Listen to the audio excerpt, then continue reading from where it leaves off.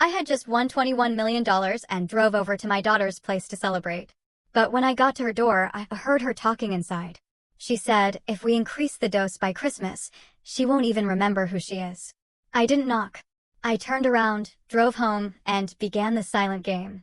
This is a story I never thought I'd tell, a chapter of my life ripped open and stitched back together by betrayal, but also by an unyielding will to survive.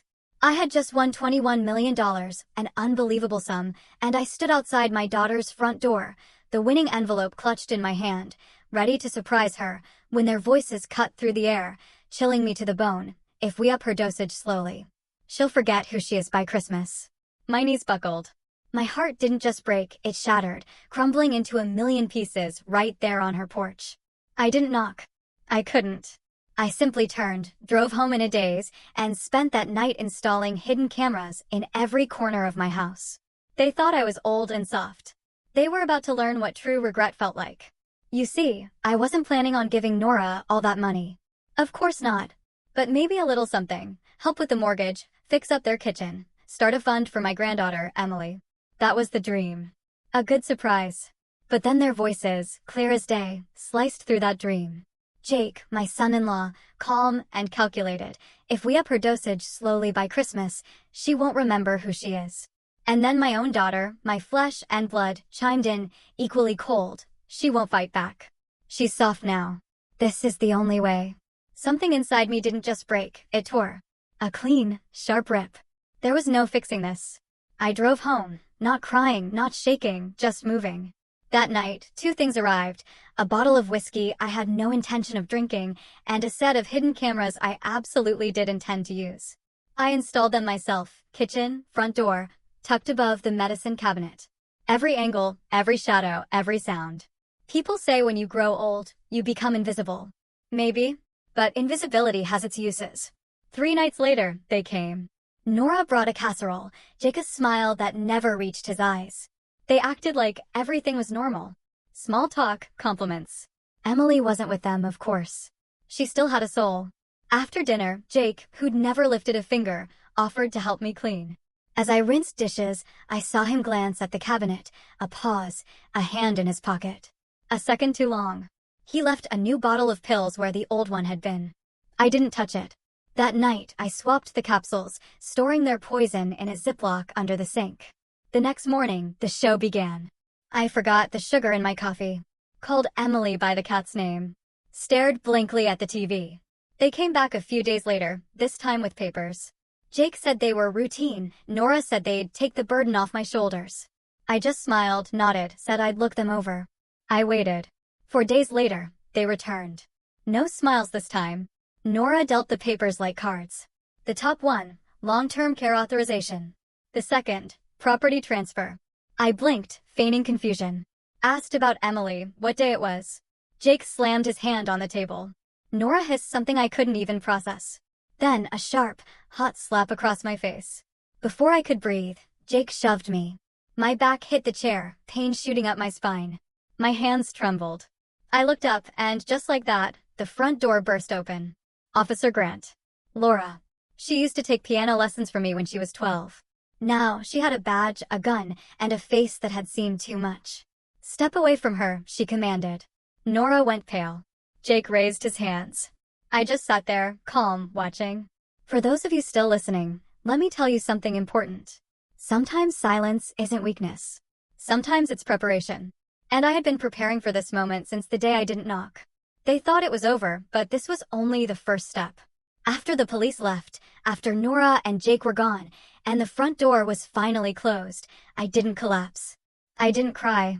I walked into the kitchen and poured myself a glass of water. My cheeks still burned, my shoulder ached. But I stood tall. Because now, the game had shifted. I didn't just want to defend myself, I wanted them exposed. I knew the slap and shove would bring consequences, but that was just emotion, heat. I needed proof that their plan went far beyond one bad evening. I needed to uncover everything they were hiding. So, I got to work. First call Martha. My friend of over 30 years. She remembers everything, especially people, and she'd never liked Jake. I didn't tell her the full story, just that I had a situation and needed help reviewing something. Martha arrived 2 hours later, reading glasses on, yellow notepad in hand. I pulled out the folder Nora had left, too confident to think I'd read it. Her arrogance would be her undoing. Page after page of legal jargon, durable medical proxy, permanent residence waiver. Even a draft of a power of attorney I'd never signed, but somehow, my signature was scanned into it. Martha caught it instantly. This isn't just pressure, she tapped her pen. This is premeditated. We read everything twice, Martha taking photos, helping me separate the suspicious from the useful. I didn't need to understand every legal term, just to build a chain, intent, motive, method. Then, the banking records. I'd never given Nora full access, but she helped me set up online banking years ago, and I'd let her have my passwords when I broke my wrist. I thought I'd change them. But when I logged in, things looked fine at first, usual balances, bill payments. Then I checked recent login activity. 3 access attempts in the past week from an unfamiliar device. 1. Jake's work IP address. I contacted the bank's fraud department. They confirmed multiple views of my account. No money taken yet, but the pattern was chillingly clear. I printed the records, highlighted every access, made copies, organized everything in a binder. I wasn't angry. I was methodical. Over the next 3 days, I dug through everything: insurance policies, the deed to my house, old letters from my husband. I looked for traces, anything showing how long this had been brewing. And I found it, buried in the back of my filing cabinet, in a folder labeled Miscellaneous. A typed document dated 6 months ago. A long-term care evaluation form filled out, not by me. It listed my name, birth date, and medical notes I'd never heard of, memory concerns, delayed response, inconsistent hygiene, all made up, and signed by a physician I'd never met. I closed the folder and sat still for a long time. They'd been planning this long before the lottery win. This wasn't just about money anymore. It was about erasing me, making me small, manageable, a woman no one would believe, an old lady they could simply shut away. I made 3 phone calls. First, Detective Grant. I had more information. She said she'd be by in the morning. Second, Emily's school guidance counselor. Just to check in, making sure my granddaughter was safe, not caught in the middle. Third, an estate lawyer, one with a reputation. I booked a meeting under my maiden name. That night, I sat at the kitchen table, watching the footage again. Jake reaching into his pocket, swapping bottles. Nora watching from the hallway, pretending not to see. Me, sipping water, buying time.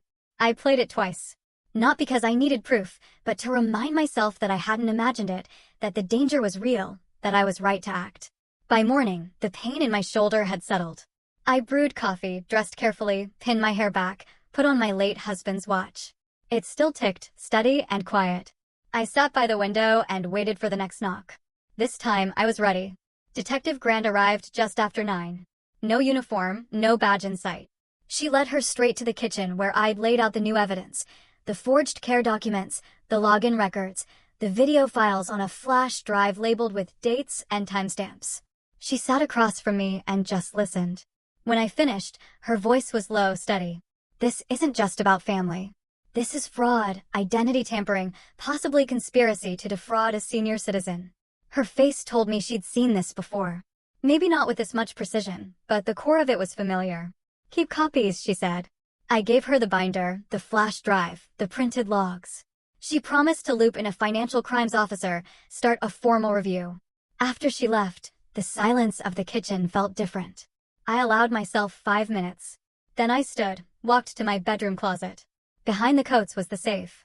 Inside, 2 things: the original deed to the house, in my name only, and a sealed envelope from the State Lottery Commission, dated 4 weeks ago. I held them both, then slipped them into my purse. I drove to David Kessler's office, a red brick building downtown. He'd handled my husband's will years ago. He greeted me with a nod. Once the door was shut, I placed the deed and the lottery envelope on his desk. He opened the letter, scanned the paper, and raised an eyebrow. I watched his eyes move across the numbers. Then, the silence settled in as he absorbed what I told him next. Not just the lottery, not just the betrayal, but the forged papers, the login attempts, the physical aggression. He said nothing for a long time. Then he leaned back and exhaled. This changes everything. I didn't ask for details. I simply told him what I wanted: a new will, a full asset protection review, an immediate revision of my medical proxy, Nora's name removed from everything she'd ever touched. I wanted layers, walls, traps. If they tried again, even indirectly, they would trip every wire I built. David didn't flinch. He started drafting the paperwork that same afternoon. That evening, for the first time in weeks, I cooked myself a full dinner. Grilled salmon, roasted asparagus, a glass of white wine I'd been saving. I ate slowly, watching the streetlight flicker, thinking about how carefully Nora had planned it. They didn't want to hurt me for sport. They wanted the structure, the control. They didn't want the money to spend. They wanted it to secure a life where I didn't exist. And that, more than the violence, was what I couldn't forgive. I called Martha just before 10. I needed her to witness a signing in 2 days. She didn't ask what for. She just said she'd bring lemon bars. The next day, I drove to a luxury retirement community, just to walk the halls, introduce myself as a potential volunteer, a music teacher. I met 3 women in the reading room who looked like me, a few years ahead. Sharp minds, clear eyes, empty chairs beside them.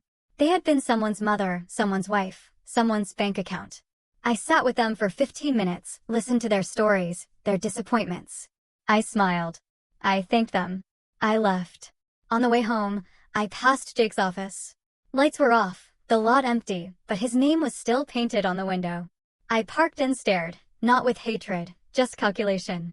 Back home, I filed the draft Will David had sent, reviewed the security footage one last time, then set up a new backup system. This wasn't defense anymore. This was an offense. By the end of that week, the foundation was laid, new legal structures, a firewall between me and their schemes. But I wasn't done. I wrote a letter, a short one, addressed to an attorney I hadn't seen in 15 years, a woman named Judith who specialized in elder abuse litigation. Not because I needed her now, but because I might. Then I went outside and watered the plants. The wind was cool, the sky dark with the hum of summer thunder. Everything smelled like soil and fresh-cut grass. Inside, the cameras kept rolling. The footage kept building. My strength kept growing. Because they had touched the wrong woman. And I had only just begun. The first step wasn't loud. It was a name on an envelope. I mailed 3 certified packages to 3 separate places: Adult Protective Services, the Ethics Committee at Jake's engineering firm, and the managing partner of the law firm where Nora used to clerk, a place that prided itself on legacy. Each envelope contained the same thing: a thumb drive with video clips, scans of the forged documents, and a short, calm letter with dates, times, and facts. No accusations, no threats, just the truth, delivered cold. I didn't wait for a reply. The point wasn't conversation, it was consequence. Next, I booked a quiet lunch at the country club, where Nora had been desperately trying to claw her way into the social circle.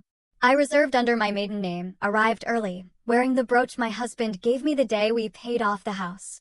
I made sure the lunch coordinator, the woman who handled their gala committees, saw me.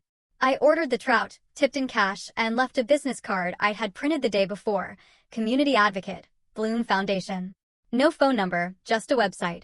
The website had one page, a quiet mission statement, and a video link titled, When Family Fails You. The video was less than 4 minutes. I never showed my face. It used subtitles over black and white security footage, soft piano music in the background. No narration, just visuals, a woman being handed a document, a man swapping bottles, a slap, a fall, then a slow fade to the words, protect yourself before they rewrite your life. It wasn't just about me anymore. I knew that now. I met with Detective Grant again 2 days later. She had confirmation from the district office. The investigation had been upgraded, not just elder abuse, but forgery, misuse of protected medical information, and conspiracy to defraud. She asked if I was willing to testify. I told her yes, without blinking. That night, I slept with the window open, the air smelling of pine and distant rain. I woke briefly, heard the wind chimes, and fell back asleep. 2 mornings later, Jake lost his job. Martha, who got a text from her nephew, told me. Apparently, one look at the footage, the slap, the pill swap, the falsified documents, and the firm didn't want the liability, not with state investigators watching. I didn't gloat, I didn't smile. I watered my garden like always, trimmed the lavender, swept the walkway. But I did allow myself one small nod when I passed the mailbox. Nora held out longer. She had more insulation, always better at pretending. But the cracks showed fast. Her name disappeared from the club's social calendar. Her volunteer slot was quietly reassigned.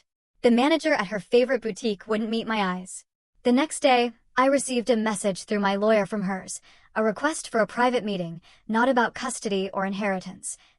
But closure. I told David to politely decline. No private meetings, no quiet arrangements. If she wanted to speak, she could do so under oath. The hardest part of those weeks wasn't the damage, or watching their reputations collapse. It was knowing how easily I could have missed it, how close I'd come to being erased by the very people I had given my life to. It made me see everything differently. I cleaned out my attic that weekend, finding old photo albums, letters from my late husband, birthday cards from Emily when she was a toddler. I boxed them carefully and moved them into the study, into the cabinet where I now kept my legal files and backup drives, the past and the future, side by side. On Sunday, I made a small, anonymous donation in Nora's name to the local women's shelter. Not out of forgiveness, not guilt, but because sometimes, even when people try to destroy you, you don't have to let them change who you are. I was Harriet Bloom, and I still was. And the storm I had unleashed was only just beginning. The blowback was immediate. When people start to fall, they rarely go quietly, and Nora was certainly not one to go down without a fight. 3 days after Jake lost his job, a car began appearing across the street from my house. Same make and model, different plates every day. No one got out, no one rang the bell, but the engine stayed running for hours, always facing my front window, always around the time Nora used to drop off baked goods like some saintly daughter. I didn't panic. I just added another angle to the security system and went about my day. But I knew it was her or someone hired by her, watching, waiting, looking for weakness. That same week, a letter arrived from a different law firm, sharp and aggressive. It accused me of falsifying claims, manipulating video evidence, and damaging Nora and Jake's reputation with malicious intent. They threatened defamation suits, a countersuit for slander, financial restitution. I handed the letter to David Kessler while I clipped basil from the garden. He read it, nodded once, and said he'd handle it. He asked if I had updated backups of all the original files. Yes, I said. 3 copies. One in my fireproof lockbox, one with Martha, one in a safety deposit box. That night, I reread the original forged documents. Nora hadn't just tried to trick me. She'd used legal formatting, my old signature from tax returns, even a mock notary stamp lifted from some online template. She knew exactly what she was doing. And now, scrambling, she was throwing darts at the wall, hoping something would stick. Then the phone rang. A woman named Deborah introduced herself as an investigator from the State Board for Medical Licensing. She'd received a copy of the footage and was pursuing a formal disciplinary review against the physician who'd signed the initial elder care assessment that Nora used to seize medical power of attorney. Apparently, he'd signed off without ever meeting me, never even called me, just took Nora's word and rubber-stamped it. After the call, I sat still for a long time. This doctor, a man I'd never seen, had come that close to declaring me legally incompetent. Had things gone a little differently, I could have been locked away, forgotten. He was a stranger, but his carelessness nearly stole everything. And Nora had counted on it. I wrote his name down, filed it with the rest. Not for revenge, but for a record, a clear map of how close I'd come to being erased. Later that week, Nora tried something bolder. I came home from the pharmacy to find my gate open. Nothing looked touched at first, but when I entered the kitchen, my spice drawer was slightly ajar. One of the labels peeled. The white sticker on the jar of chamomile tea had a tiny ink fingerprint, just visible against the light. I didn't drink the tea. I called Detective Grant. She arrived that evening with a quiet team. No lights, no sirens. They took samples, photographed the scene, asked if I'd consumed anything I hadn't prepared myself. I said no. She nodded, placed a small recorder on the counter, and told me to speak freely, just in case. I didn't feel afraid. I felt steel growing in my chest. 2 days later, she confirmed it. A sedative had been laced into the chamomile. Same compound they'd tried to switch my medication with. Same dosage, same manufacturer. They hadn't given up. They had escalated. Desperation, I realized, makes people careless. On Saturday morning, I received a call from a woman named Deborah. She'd seen the video. Her daughter had forwarded it after it made its way through a private Facebook group for local caregivers. Deborah's own mother had lost her house 6 months earlier under similar circumstances, no footage, no proof, just paperwork and manipulation. She wanted to thank me, said she was speaking to a lawyer now. I hung up and stared out the window. Maybe what happened to me wasn't just about my family. Maybe it was a quiet epidemic, hiding behind polite dinners and fake smiles. Maybe exposing Nora would do more than just clear my name. Maybe it would protect someone else. The next week, I went to the courthouse. Financial exploitation, attempted poisoning, fraud, conspiracy to commit identity theft. I didn't want money. I wanted the record, the declaration. I wanted it written in the public file that what they did was real, that I had not imagined it, not exaggerated it, that I mattered. That week, Nora's attorney dropped her. Jake's former employer released a public statement distancing themselves from any former employee involved in elder abuse investigations. And a week later, the district attorney's office requested a meeting. They had questions. I had answers. It was a Monday morning when the official letter arrived. A summons. The state had decided to proceed with charges. Not just a civil case anymore. This was criminal court. Formal, structured, public. I read it, then placed it on the kitchen counter next to my folded dish towel. The light through the blinds striped the page like prison bars. I thought about that for a long time. Later that afternoon, David called to confirm the schedule. I would give a statement. I would appear in court. But before any of that, there would be a recorded mediation. A chance, they said, for the parties to clarify intentions, to settle, to look one another in the eye. I agreed. Not because I believed Nora would apologize, but because I had one thing left to say. The meeting took place in a neutral building downtown, a gray room with no windows, just a round table, 2 chairs on each side, a camera in the corner, a pitcher of water no one touched. She walked in first, tailored jacket, hair pulled back tight, not a wrinkle on her blouse. But I saw it right away in her jaw, in her eyes. She looked brittle, like glass stretched too thin. One tap from the inside, and she might shatter. Jake wasn't there. Her lawyer followed, tall and silent. Mine was already seated. I didn't stand. When she sat down across from me, our eyes met. She blinked first. The mediator introduced himself, laid out the rules. I barely heard him. My focus was on her hands. Perfect nails, one tapping a slow, nervous rhythm against the armrest. She used to tap like that during math tests as a girl. They asked me if I wanted to begin.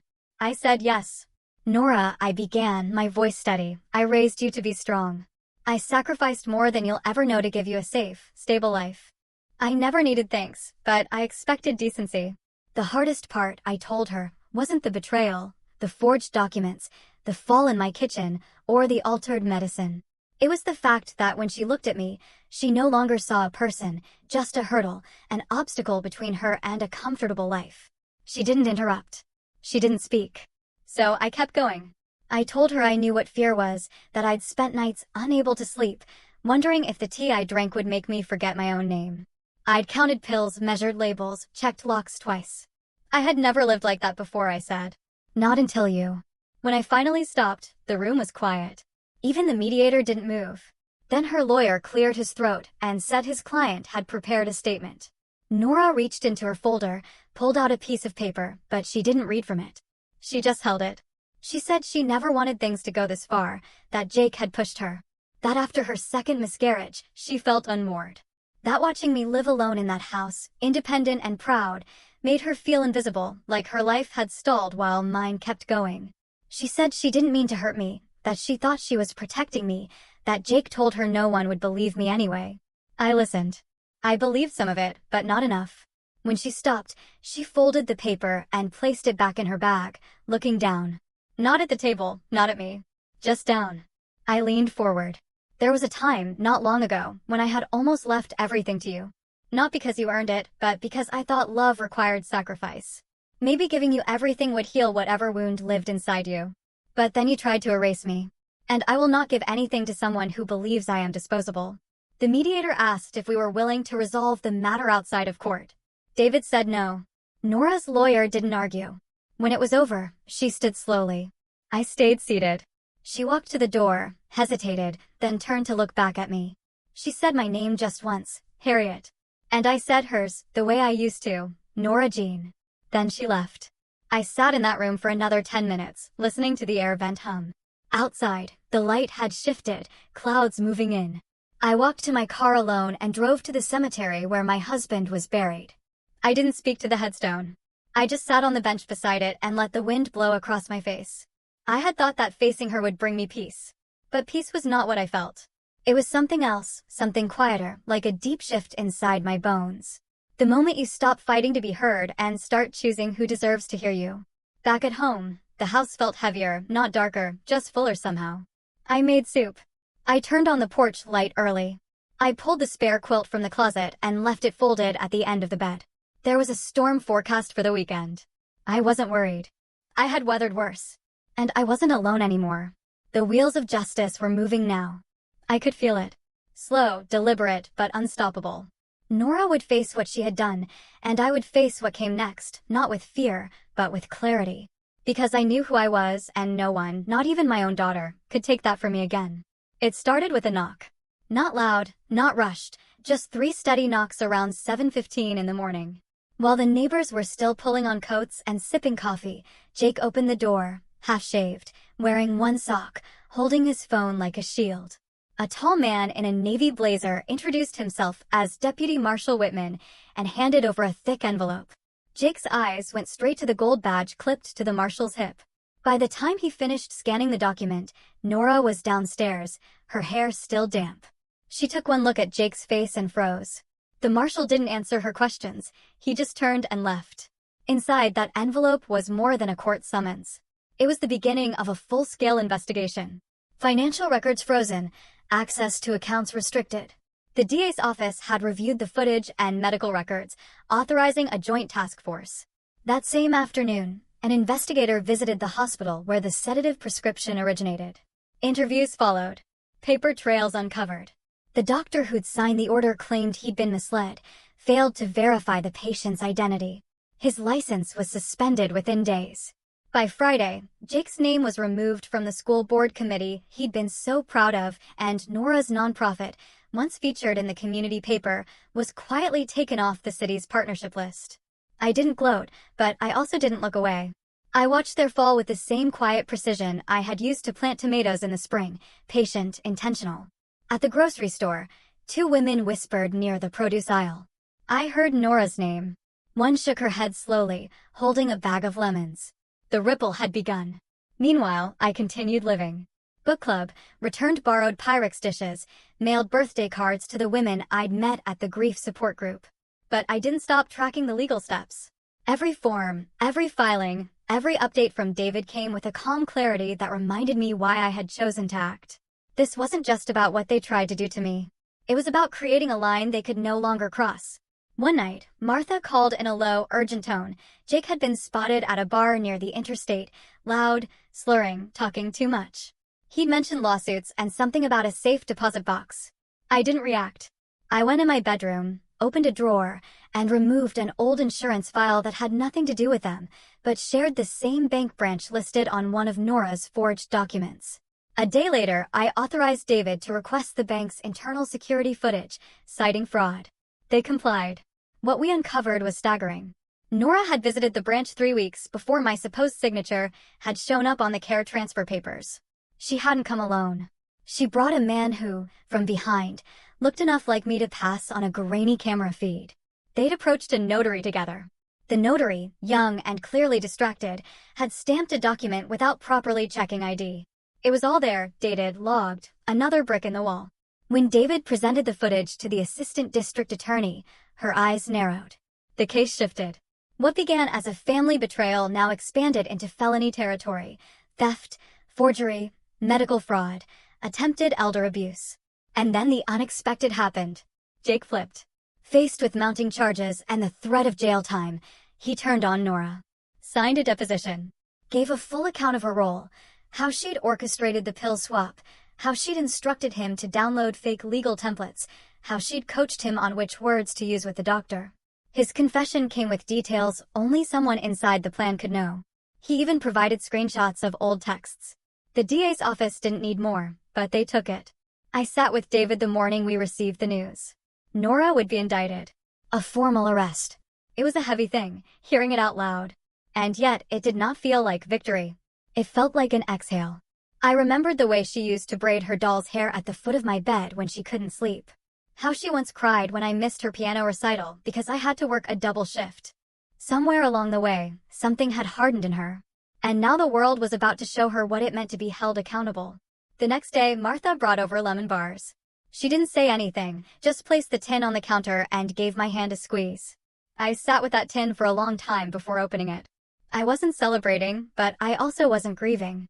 The truth had come into the light. And once truth begins to shine, it's hard to put it back into the dark.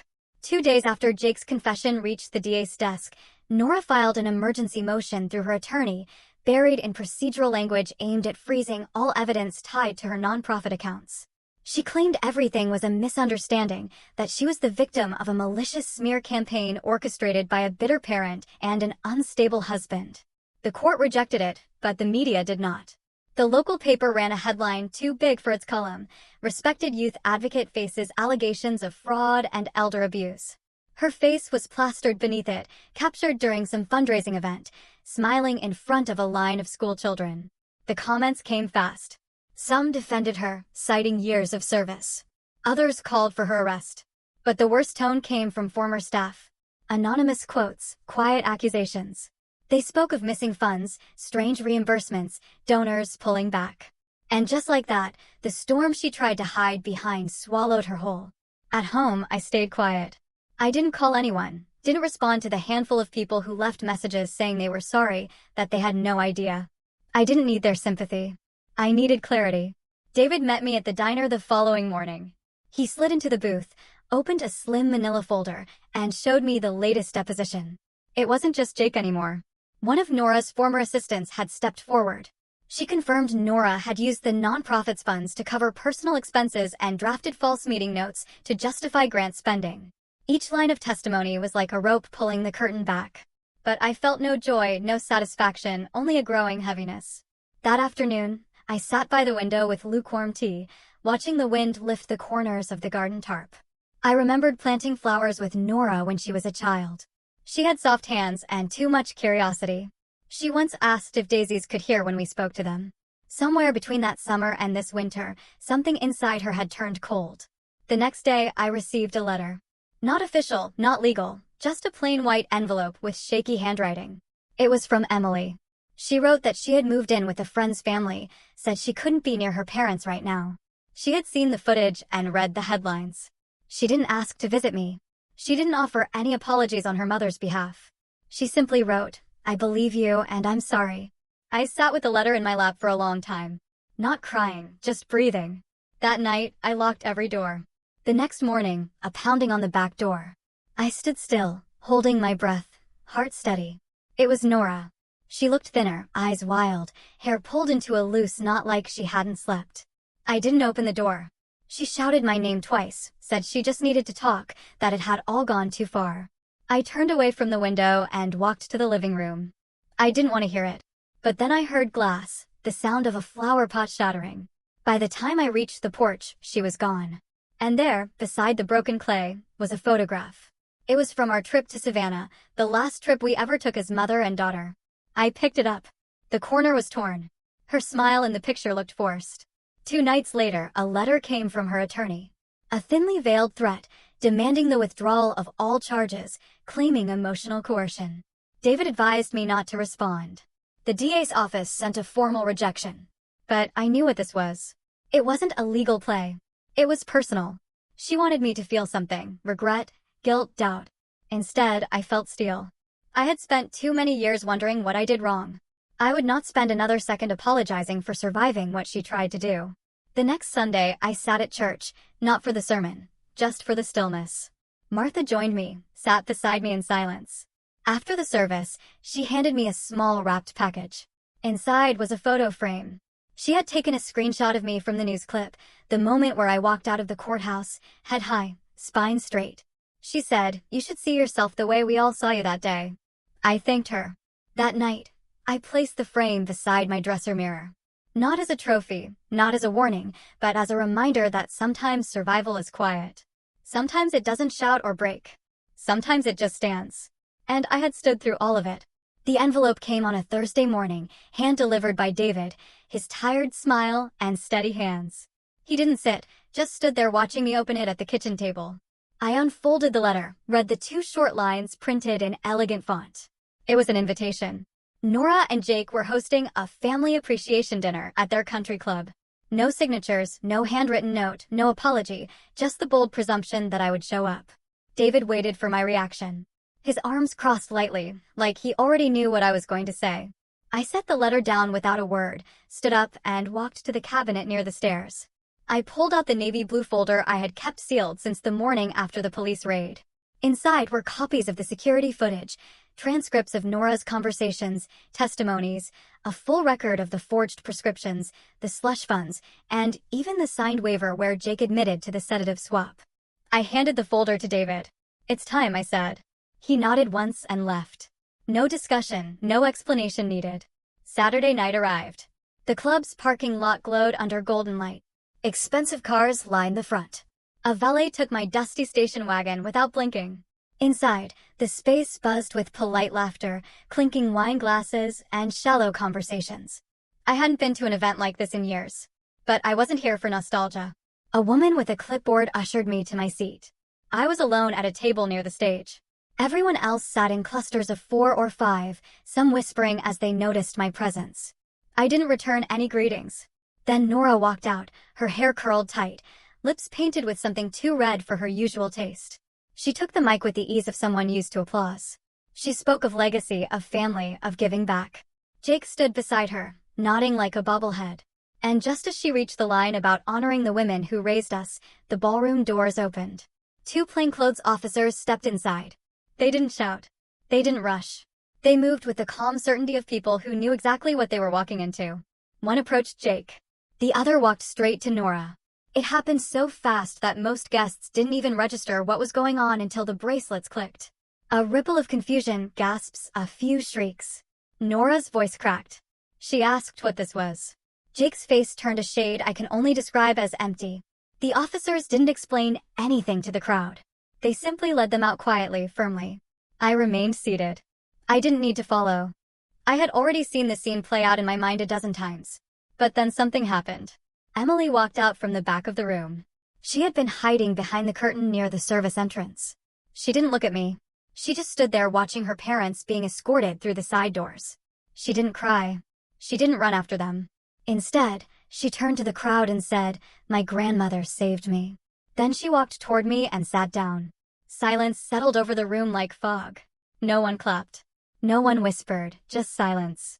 2 days later, I signed the final set of papers at David's office. The trust was officially transferred.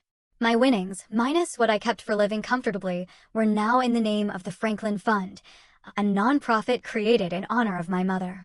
Its mission was simple: to provide legal and emotional support to elderly individuals facing abuse, neglect, or coercion from their own families. I didn't need the recognition, didn't need a plaque. But when the first call came through, from a woman named Sylvia, who had been locked out of her own home after signing over her pension, I knew I had made the right choice. Later that month, I sat with Martha on the porch. She asked if I felt better. I didn't answer. I just looked out at the garden. The daffodils were blooming again, the ones Nora once planted with her tiny hands. I no longer needed to understand what went wrong. I just needed to know I had done what was right. The hallway outside the visitation room smelled of antiseptic and artificial lemon. I sat on the bench, a paper visitor tag clipped to my sweater.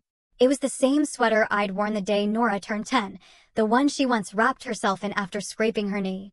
She said it smelled like home. The officer opened the door and gave me a short nod. I stood. The room was quiet, sterile, pale blue walls. A single table bolted to the floor, 2 chairs. One was already occupied. Nora sat stiffly, her posture tight, eyes unreadable. Her hands rested on the table, fingers laced together. She didn't look up when I entered. I pulled out the chair across from her and sat. No words, not yet. The silence between us wasn't hostile. It wasn't forgiving either. It was a silence that belonged to 2 people who had run out of excuses. Her eyes finally lifted. Not angry, not broken, just tired. "I didn't think you'd come," she said.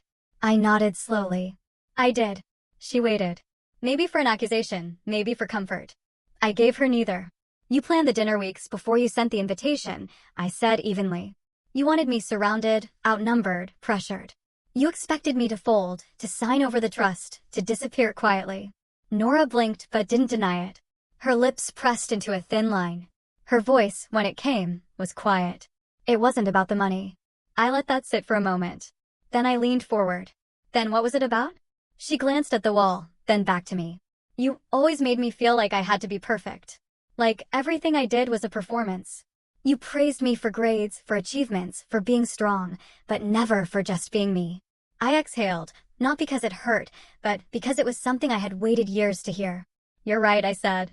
I was hard on you. I wanted you to be capable, independent, safe in a world that wouldn't hand you anything. I didn't know how to love gently. Her shoulders dropped slightly. So I turned hard, too. I married someone like Jake because he knew how to play strong. But we were just two people trying to stay ahead of the fear. I know, I said, and I let that go on too long. She looked down at her hands, picking at her thumbnail. I didn't mean to hurt you that night with the pills, with what I said. You didn't mean it, I corrected, but you let it happen, and you kept letting it happen. She didn't answer. I pulled a folded piece of paper from my coat pocket and laid it on the table between us. Her name was typed on the top. It was a handwritten letter, not mine, Emily's. I had found it tucked under my door the night before. Nora hesitated before picking it up. Her eyes moved quickly down the page. I watched her face shift, confusion, then something close to shame. She's been seeing a therapist, I said. She wrote that on her own. Said she wants to see you, but not until you've done the work. Nora folded the letter carefully, like it was something fragile. I don't know if I can fix this, she whispered. You don't have to fix it all today, I said. But you do have to begin. For the first time since I walked in, her eyes met mine with something that resembled who she used to be. The girl who built forts in the backyard. The girl who begged for midnight pancakes. The girl who once cried because a bird flew into our window and died. I stood slowly. I'm not here to punish you, Nora. The court will do that part. I came because you're still my daughter and because I needed to say this face to face. She nodded once, stiff and small. I moved to the door. Just before I knocked for the guard, I turned back. I forgive you, I said. She didn't say anything, but her lips trembled. And as the door opened behind me, I saw her clutching Emily's letter like it was the only real thing in the room. I stepped into the cold air outside. The wind was sharp but clean. Martha was waiting in the car reading a book, her glasses pushed halfway down her nose. She didn't ask how it went, just offered me a thermos of hot tea and turned on the heater. We drove in silence for a while, the city slowly unfolding into the distance. At a stoplight, I looked over at her. Do you think she meant it? Martha didn't answer immediately. Then she said, sometimes the first sorry is the one they say to themselves. I watched the traffic move past us. I didn't feel victorious. I didn't feel hollow either. I felt done. Not with being a mother, not with being hurt, but with carrying it all alone. And maybe that was enough for now. It was quiet in the house again. Not the kind of silence that once pressed heavy against my chest. Not the silence that came with waiting for footsteps that never arrived, or phone calls that always came with expectation, not love. This was a new kind of quiet, a gentle one, a silence with space to breathe. I had started waking up without the knot in my stomach. It didn't happen all at once. It crept in day by day as I cleared the clutter from my kitchen, replaced old curtains, planted marigolds by the porch, and watched them bloom. There was peace in the doing. Some mornings I sat out with tea, wrapped in the same shawl I'd worn on Emily's first day of kindergarten. That morning felt like another lifetime. But the warmth in my chest as I remembered her tiny hand waving from the school bus window stayed with me. Emily hadn't come to visit yet, but she called. Not every day, but enough. Her voice was soft and sometimes uncertain, like she didn't quite know how to talk to me without Nora translating. But it was her, and that was more than enough for now. She told me she was writing short stories, mostly about talking animals. One, she said, was based on a grandmother fox who lived in a cave full of books and could see people's thoughts. I asked her if that fox ever got lonely. She was quiet, then said, not really, because the fox had learned to enjoy her own company. I smiled at that. Martha had become more than just a neighbor. She was a rhythm in my week. Tuesday morning walks, Friday lunches at the corner cafe, Sunday evenings watching old black and white movies I never had time for before. One afternoon, I helped her repaint the fence around her vegetable garden. We didn't talk much, just the sound of the brush moving along the wood, the occasional scrape of a chair, the sun climbing across our backs. It was ordinary, but it was the kind of ordinary I had once thought was gone for good. I also started volunteering at the small thrift bookstore downtown, just a few hours a week, sorting donations, helping older customers find large print titles. The first time I walked through the back door, the scent of paper and dust settled over me like an old quilt. I hadn't realized how much I missed being useful in a space that wasn't tied to survival. There was a woman there named Judith, in her late 60s, sharp-witted and always wearing earrings the size of walnuts. She didn't pry. She just welcomed me with a kind of unspoken knowing. We didn't talk about our pasts, but somehow we understood each other, and that was a kind of intimacy I hadn't had in years. One evening, as we were closing up, she handed me a slim book of poetry. Said it reminded her of me. I took it home and read the whole thing in one sitting. One line stayed with me longer than the rest. Some wounds don't close because they were never meant to. They grow into doors. That night, I didn't cry. But I sat up in bed, hand on my chest, breathing slow. I wasn't mourning anymore. I was remembering. And that was a different kind of ache, one I could live with. I didn't miss Nora the way I thought I would. I missed the idea of her, the version of her that existed when she was 7 and tried to make pancakes for my birthday, burning every single one. I missed the sound of her laugh when she read silly books out loud. But the woman she had become had no place in my life now. At least not yet. Maybe not ever. And that was okay, because for the first time in a very long time, I wasn't waiting. I wasn't planning escape routes in my own home. I wasn't second-guessing the names of pills or locking away papers in hidden drawers. I was just living fully, quietly, steadily. There was still work to be done, on myself, on what I wanted the rest of my years to look like. But I was no longer running from the question. I was walking straight into it. And the path, while unfamiliar, didn't scare me anymore. I stood by the lake that morning, letting the sun kiss the back of my neck. The same lake I used to bring Emily to when she was little, back when her giggles could echo off the water, and I believed family was something solid, unshakable. Now the lake felt like mine again. The breeze carried the scent of pine and something faintly sweet. Maybe the lilacs that had bloomed early this year. It reminded me that life always kept growing, even after winter had its way. 2 weeks had passed since the final court date. Nora had pleaded guilty to elder abuse, fraud, and attempted coercion. Her sentence wasn't long, but the damage to her public image was swift and absolute. Her company dropped her. Her name had been quietly removed from 2 nonprofit boards. There was no speech from her, no apology, only silence. Gregory took a different route. His family had hired a lawyer who begged for leniency, citing stress, poor judgment, temporary mental strain. It didn't help. He faced charges, too, though less severe. But his medical license was suspended. His future uncertain. And that was enough for me. I never wanted to destroy them. I just wanted them to stop destroying me. The estate was officially transferred back to my name. The house, the land, every document Nora had tried to reroute behind my back. All of it was mine again, legally and visibly.